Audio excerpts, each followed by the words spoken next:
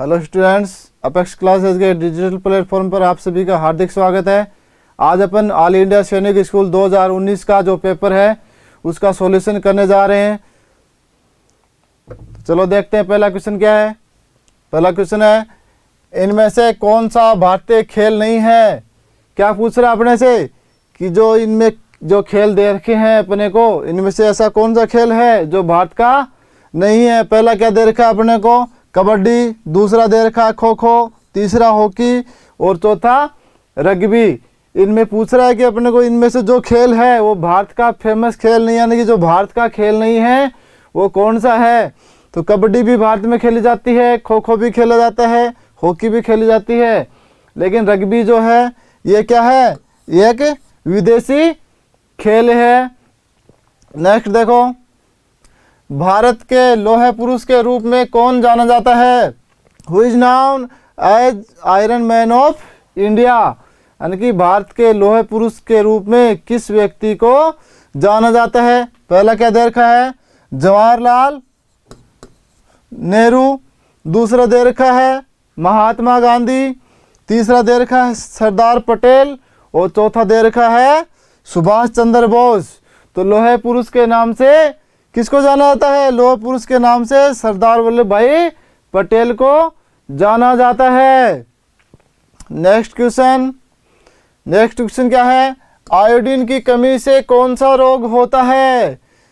यानी कि जो आयोडीन होता है अगर उसकी शरीर में कमी हो जाए तो उसकी कमी से अपने शरीर में कौन सा रोग हो जाएगा। पहला क्या दे रखा है, घेंगा गोइटर, दूसरा दे रखा है मलेरिया, तीसरा मोतियाबिंद और चौथा स्कर्वी। तो मलेरिया है, घेंगा, मोतियाबिंद और स्कर्वी।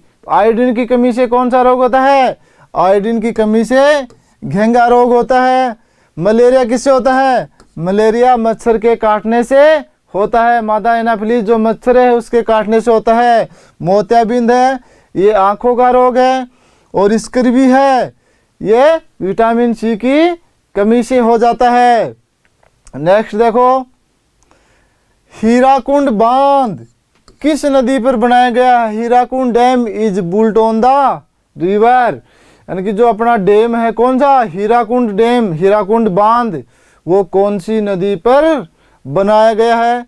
पहला दे रखा है कावेरी, दूसरा महानदी, तीसरा कृष्णा और चौथा सतलुज। तो हीराकुंड बांध कौन सी नदी पर बनाया गया है, हीराकुंड बांध महानदी पर बनाया गया है। कहाँ पर, ओडिशा में।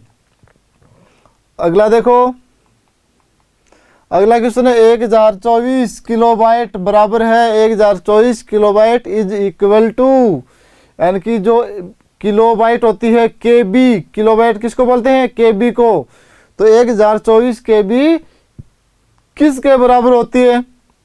पहला दे रखा 8 बिट्स, दूसरा 1 मेगाबाइट, तीसरा 1 गीगाबाइट और चौथा 1 बाइट।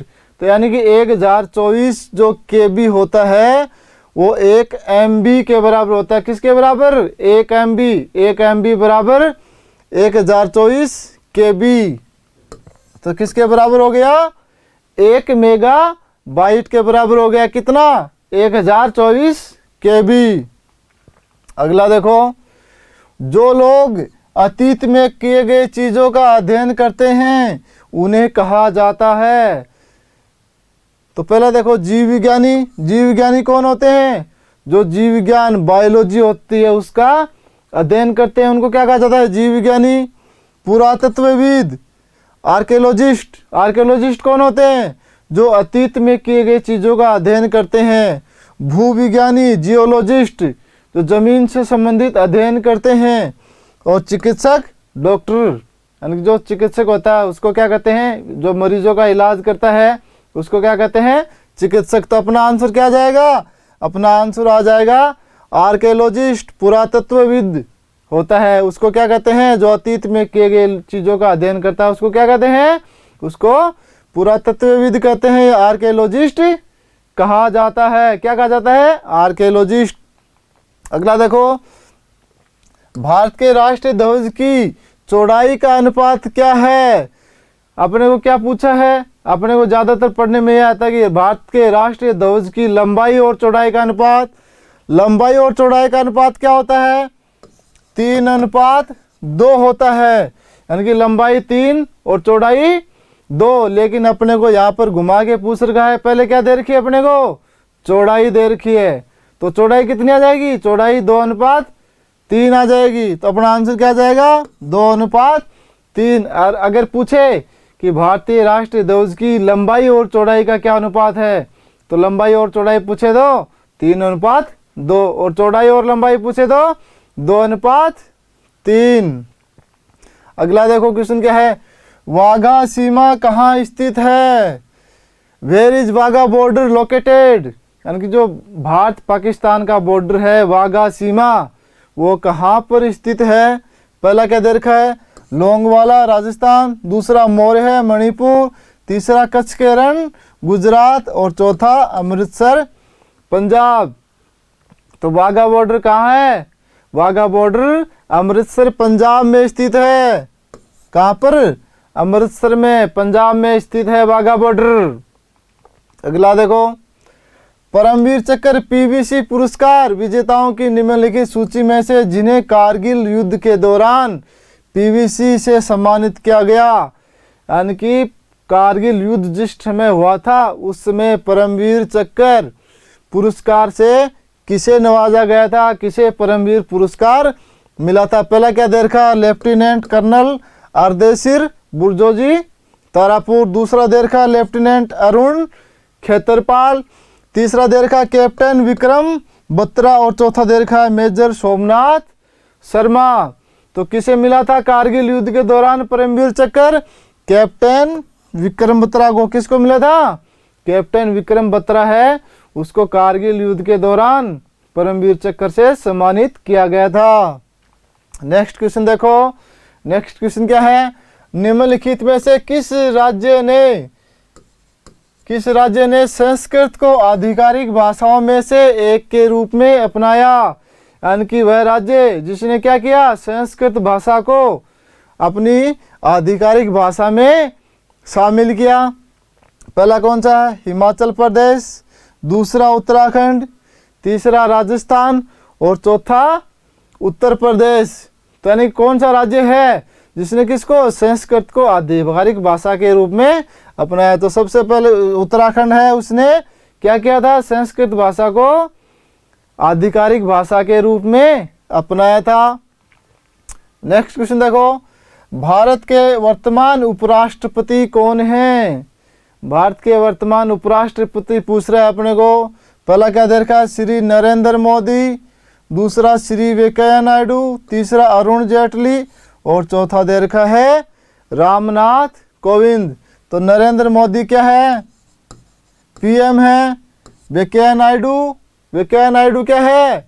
वेंकैया नायडू उपराष्ट्रपति है, वाइस प्रेसिडेंट है। वाइस प्रेसिडेंट कौन है? वाइस प्रेसिडेंट अभी वर्तमान में वेंकैया नायडू है। और प्रेसिडेंट कौन है? राष्ट्रपति श्री रामनाथ कोविंद। और प्रधानमंत्री कौन है? श्री नरेंद्र मोदी। अगला क्वेश्चन देखो, बच्चों और उनकी बीमारियों में विशेषज्ञता रखने वाला एक चिकित्सक, यानी कि वह चिकित्सक जो बच्चों की बीमारियों का इलाज करता है, उस चिकित्सक को किस नाम से जाना जाता है?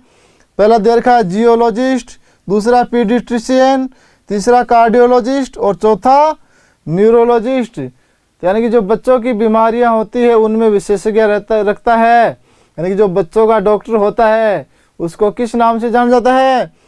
पीडियाट्रिशियन के नाम से जाना जाता है। अगला देखो, सितारों के एक समूह को क्या कहा जाता है? A group of stars is called. यानी कि जो सितारे होते हैं, तारे होते हैं, उनके समूह को क्या कहा जाता है? पहला क्या दे रखा है? सौर प्रणाली, सोलर सिस्टम, दूसरा नक्षत्र मंडल, तीसरा ग्रह, और चौथा धूमकेतु। तो सौर मंडल के अंदर तो क्या आ जाएंगे?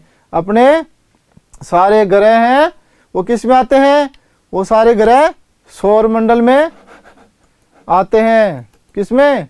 सौर मंडल में।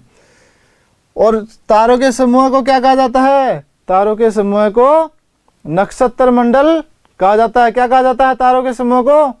नक्षत्र मंडल। अगला क्वेश्चन देखो, ठोस होने पर कौन सी गैस आमतौर पर शुष्क बर्फ के रूप में जानी जाती है? यानी कि जो कौन सी गैस है वो ठोस होने पर किसके नाम से जानी जाती है? शुष्क बर्फ से। पहली क्या दे रखी है? कार्बन मोनोऑक्साइड, दूसरा नाइट्रस ऑक्साइड, तीसरा कार्बन डाइऑक्साइड और चौथा हाइड्रोजन पेरोक्साइड। तो किस गैस को जाना जाता है किसके रूप में? शुष्क बर्फ के रूप में। किसको? कार्बन डाइऑक्साइड जो गैस है उसको किसके रूप में जाना जाता है?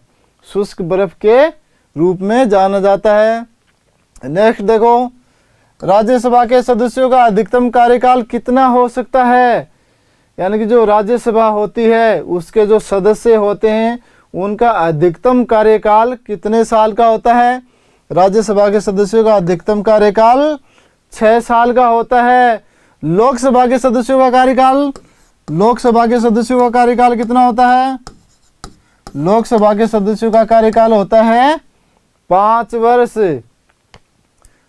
अब लोकसभा होती है वो संसद का निम्न सदन होती है और राज्यसभा होती है वो संसद का उच्च सदन होती है। संसद के कितने अंग होते हैं? संसद के 3 अंग होते हैं, राष्ट्रपति, राज्यसभा और लोकसभा। अगला क्वेश्चन देखो, पी गोपीचंद किस खेल से जुड़ा है? पी गोपीचंद जो है, पुलेला गोपीचंद, वो कौन सा खेल खेलता है? पहला बैडमिंटन, दूसरा क्रिकेट, तीसरा फुटबॉल और चौथा हॉकी। तो पी गोपीचंद कौन सा खेल खेलता है? बैडमिंटन। कौन सा? बैडमिंटन। अगला क्वेश्चन देखो, अगला क्वेश्चन क्या है?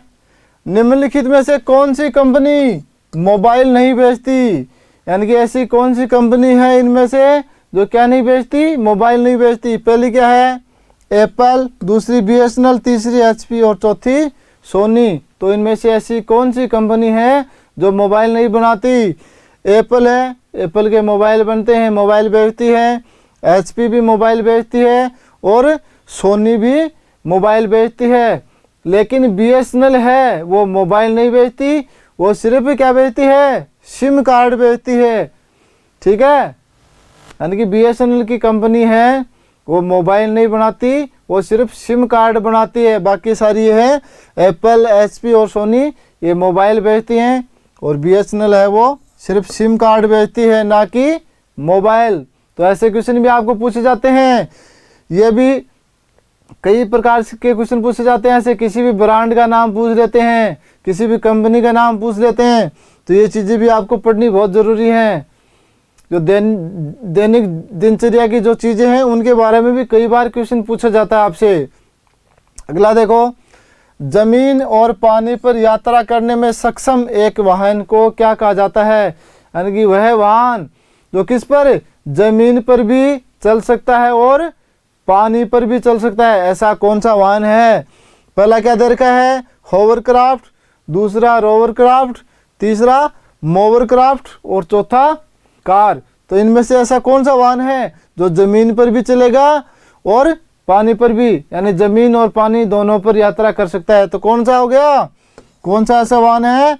होवरक्राफ्ट जो है वो जमीन और पानी दोनों पर यात्रा करने में सक्षम है। अगला देखो, भारत सरकार के अंतरिक्ष कार्यक्रम की देखभाल करने वाली संस्था कौन सी है? यानी कि जो भारत सरकार है उसका जो अंतरिक्ष कार्यक्रम है उसकी देखरेख कौन करता है?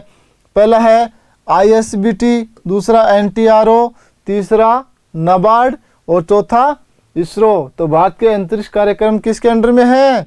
भारत का जो अंतरिक्ष कार्यक्रम है वो इसरो के अंडर में है। अगला क्वेश्चन देखो, भारतीय नौसेना का आदर्श वाक्य क्या है? पहला क्या दे रखा है? 10 सर्वोत्तम सुरक्षा, दूसरा सैम नो वरुण, तीसरा वीरता और विवेक और चौथा नभः स्पर्श दीप्तम। तो यानी कि भारतीय नौसेना है उसका मोटो क्या है? इंडियन नेवी है उसका मोटो क्या है? स नो वरुण। क्या है? स नो वरुण। भारतीय सेनाओं का मुख्यालय कहाँ है? भारतीय सेनाओं का मुख्यालय भी पूछ सकते हैं आपसे, कई बार पूछा है। भारतीय सेनाओं का मुख्यालय नई दिल्ली में है। भारतीय जो सेनाएं हैं, तीनों सेनाएं, उसका सर्वोच्च सेनापति कौन होता है? तीनों सेनाओं का सर्वोच्च सेनापति कौन होता है? सर्वोच्च सेनापति राष्ट्रपति होता है। कई बार पूछा जा चुका आपके कि भारत की जो सेना है उनका सर्वोच्च सेनापति कौन होता है? सर्वोच्च सेनापति राष्ट्रपति होता है। ठीक है, अगला क्वेश्चन देखते हैं। मानव शरीर में सबसे बड़ी ग्रंथि which is the largest gland in human body, यानी कि जो मानव बॉडी है, ह्यूमन बॉडी है, उसमें सबसे बड़ा ग्लैंड कौन सा है? पहला है लार ग्रंथि, दूसरा फेफड़े, तीसरा जिगर और चौथा पेट। लीवर्स, पेट को क्या कहते हैं? स्टोमच कहते हैं। लीवर को जिगर कहते हैं। लंग्स फेफड़े और सेलिवरी ग्लैंड लार ग्रंथि। तो इनमें सबसे बड़ा ग्लैंड कौन सा है, या सबसे बड़ी ग्रंथि कौन सी है? सबसे बड़ी ग्रंथि है लीवर। यकृत भी कहते हैं लीवर को, यकृत भी कहा जाता है। अगला क्वेश्चन देखो। सारे जहां से अच्छा गीत किसने लिखा? कौन सा गीत? हु हैज रिटन सारे जहां से अच्छा? सारे जहां से अच्छा हिंदुस्तान हमारा, ये गीत किसने लिखा था? पहला रविंद्रनाथ टैगोर, दूसरा बंकिम चंद्र चटर्जी, तीसरा मोहम्मद इकबाल और चौथा सुभाष चंद्र बोस। तो रविंद्रनाथ टैगोर ने तो कौन सा लिखा था? क्या लिखा था? अपना राष्ट्रगान लिखा था, जन गण मन। बंकिम चंद्र चटर्जी ने राष्ट्रगीत लिखा था। और मोहम्मद इकबाल है, इसने क्या लिखा था? सारे जहां से अच्छा हिंदुस्तान हमारा। ये किसने लिखा था? मोहम्मद इकबाल ने। अगला देखो। सबसे गहरा महासागर कौन सा है? Which is the deepest ocean? पहला क्या दे रखा है? इंडियन ओशियन, हिंद महासागर। दूसरा दे रखा है आर्कटिक महासागर। तीसरा दे रखा है अंटार्कटिक महासागर और चौथा प्रशांत महासागर। तो सबसे गहरा कौन सा है? सबसे गहरा है प्रशांत महासागर। पैसिफिक ओशियन जो है वो दुनिया का सबसे गहरा महासागर है। नेक्स्ट देखो। निम्नलिखित में से कौन लोकसभा के स्पीकर के वेतन और भत्ते ठीक करता है? यानी कि जो लोकसभा का जो अध्यक्ष होता है, लोकसभा स्पीकर होता है, उनके वेतन और भत्ते होते हैं, वो किसके द्वारा फिक्स किए जाते हैं? कौन निर्धारित करता है उनको? तो पहला क्या दे रखा है? मंत्रियों की परिषद, दूसरा राष्ट्रपति, तीसरा संसद और चौथा सुप्रीम कोर्ट के न्यायाधीश। तो कौन करता है? जो लोकसभा स्पीकर के वेतन और भत्ते हैं उनका निर्धारण कौन करता है? उनका निर्धारण करती है भारत की जो पार्लियामेंट है, भारत की जो संसद है, वो इनके वेतन और भत्ते का निर्धारण करती है। अगला देखो। संविधान का कौन सा अनुच्छेद भारतीय नागरिकों को समानता का अधिकार प्रदान करता है? कौन सा अनुच्छेद है जो क्या करता है? भारतीय नागरिकों को समानता का अधिकार प्रदान करता है। पहला क्या दे रखा है? अनुच्छेद 12, आर्टिकल 12, दूसरा अनुच्छेद 13, तीसरा अनुच्छेद 17 और चौथा अनुच्छेद 14। तो भारतीय नागरिकों को समानता का अधिकार कौन सा अनुच्छेद करता है प्रदान? अनुच्छेद 14 है। आर्टिकल जो 14 है वो क्या करता है? भारतीय नागरिकों को समानता का अधिकार प्रदान करता है। इस प्रकार से आपके सैनिक स्कूल में जीके के 25 क्वेश्चन आएंगे, 25 क्वेश्चन आएंगे। इनका सीरियल नंबर आपके 51 से 75 तक रहेगा। 1 से लेकर 50 तक, 1 से 50 तक आपके किसके क्वेश्चन आएंगे? 1 से 50 तक आपके मैथ के क्वेश्चन आएंगे, गणित के। गणित का आपका एक क्वेश्चन 3 नंबर का होगा। टोटल 150 नंबर के होंगे गणित के जो क्वेश्चन है। आपको 50 क्वेश्चन आएंगे, एक क्वेश्चन 3 नंबर का होगा। जीके का एक क्वेश्चन 2 नंबर का होगा। टोटल 50 नंबर के आएंगे। 76 से लेकर 100 तक आपके क्या आएगी? लैंग्वेज, भाषा में आपकी कोई भी ले सकते हो आप, हिंदी, इंग्लिश या जो आपकी रीजनल लैंग्वेज है वो ले सकते हो। ये इसके भी एक क्वेश्चन है वो 2 नंबर का आएगा। टोटल 50 नंबर के आएंगे। उसके बाद में 101 से 125 तक आपके इंटेलिजेंस आएगी। रीजनिंग, उसका भी एक क्वेश्चन 2 मार्क्स का होगा, यानी कि एक क्वेश्चन 2 नंबर का होगा। टोटल 50 नंबर के होंगे। ऐसे टोटल मिला के आपका जो पेपर है वो 300 नंबर्स का होगा। क्वेश्चन कितने होंगे? क्वेश्चन 125 125 क्वेश्चन पूछेगा आपको। 300 नंबर का आपका पेपर रहेगा। मैथ का वेटेज है आपके 50% रहेगा। बाकी तीनों सब्जेक्टों का वेटेज जो है वो भी 50% रहेगा। जीके के आपके 25 क्वेश्चन पूछे जाएंगे, 25 क्वेश्चन। ये आपका पैटर्न रहेगा। आपका जो पेपर है वो ओएमआर बेस्ड होगा, यानी कि आंसर जो आपको हैं वो ओएमआर पे देने पड़ेंगे। बबल्स हैं वो डायरेक्ट करने पड़ेंगे आपको। ये आपका पैटर्न रहेगा। आज के सेशन में बस इतना ही। मिलते हैं नेक्स्ट सेशन में। Thank you.